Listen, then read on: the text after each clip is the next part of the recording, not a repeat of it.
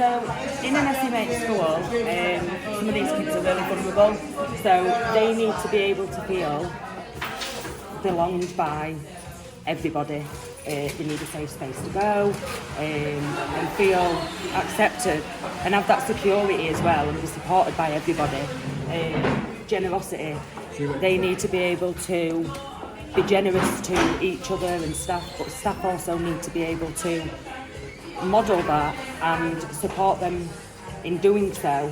Independence, that's just growth in itself. As they move through the school, they will become more independent by having more responsibility. Us giving them that responsibility will obviously help with their independence.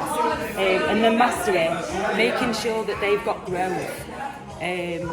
Set smart targets for them and just making sure that they're realistic so they can see the future, make little and small goals rather than one big one, so then they feel like they've achieved something with the little things as well as seeing the bigger picture as well.